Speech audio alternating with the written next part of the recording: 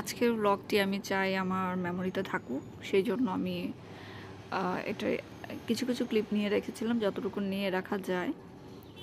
তো এটা আসলে আয়নের হচ্ছে পাসপোর্টের ছবি তুলতে যেদিন যাচ্ছিলাম সেদিনকার ছবি। ওয়ার্কিং ডে থাকাতে ওকে স্কুল থেকে আমি পিক করি এবং প্রচণ্ড গরম ছিল এবং ও এসি থাকার পরেও আসলে খুব ঘামছিল। আর ট্রাফিকের কথা আর কি বলবো, ভীষণ ট্রাফিক ছিল। ওর বাবা যেহেতু আগে গিয়ে ওখানে আমাদের জন্য ওয়েট করছিল, সে বারবার ফোন দিচ্ছিল, খুব টেনশন করছিল যে আমরা এত দেরি কেন করছি।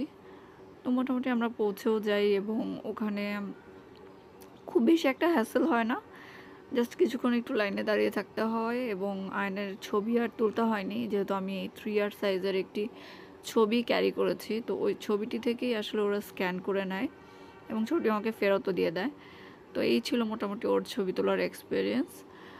আর আমি একটু ভাবছিলাম যে স্কুল ড্রেসে ওর পাসপোর্টের ছবিটা হয়ে থাকবে, তো যাই হোক সেটা আর হয়নি।